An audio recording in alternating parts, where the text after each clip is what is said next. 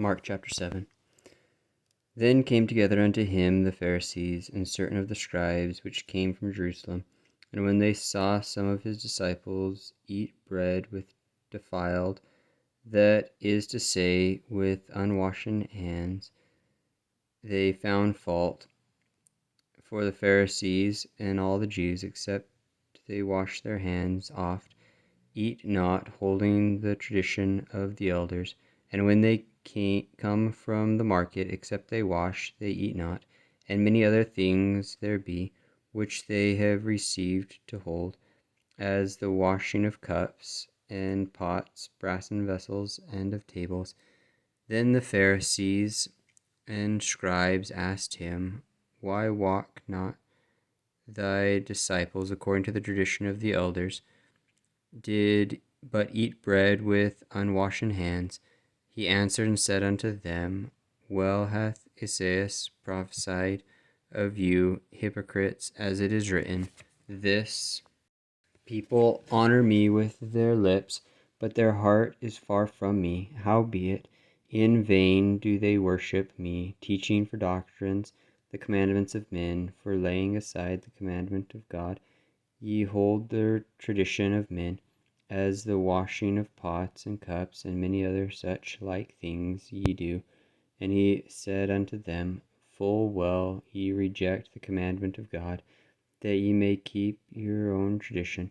For Moses said, Honor thy father and thy mother, and whoso curseth father or mother, let him die the death.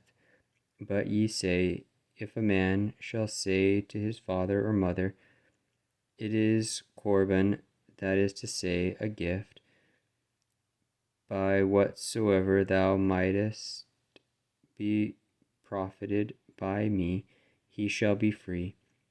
And ye suffer him no more to do aught for his father or his mother, making the word of God of none effect through your tradition, which ye have delivered. And many such things like things do ye. And when he had called all the people unto him, he said unto them, Hearken unto me, every one of you, and understand. There is nothing from without a man that entering into him can defile him, but the things which come out of him, those are they that defile the man. If any man have ears to hear, let him hear. And when he was entered into the house from the people, his disciples asked him concerning the parable. And he said unto them, Are ye so without understanding also? Do ye not perceive that whatsoever thing from within entereth into the man, it cannot defile him, because it entereth not into his heart, but into his belly, and goeth out into the draught, purging all meats? And he said, That which cometh out of the man, that defileth the man.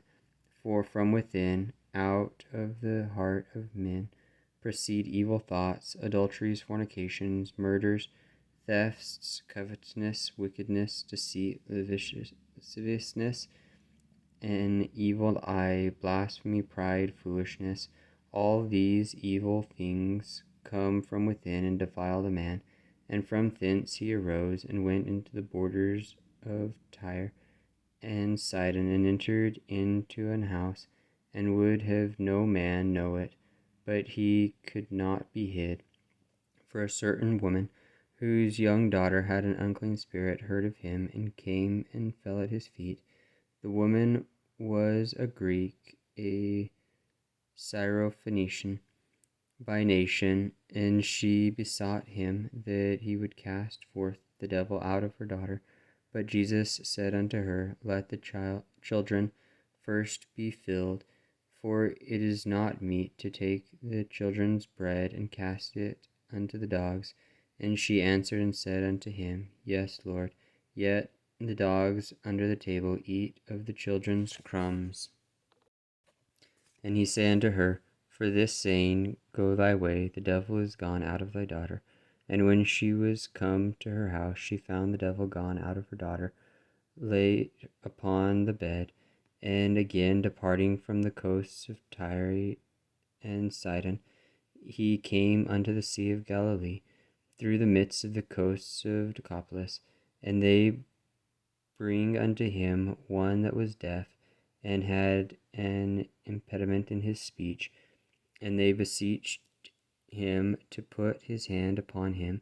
And he took him aside from the multitude, and put his fingers in his ears, and he spit, and touched his tongue.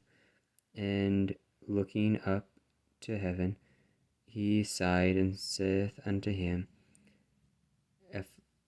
Ephphath, that is, be opened.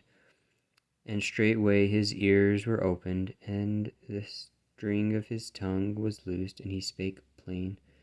And he charged them that they should tell no man. But the more he charged them, so much the more a great deal they published it, and were beyond measure astonished, saying, He hath done all things well. He maketh both the deaf to hear and the dumb to speak.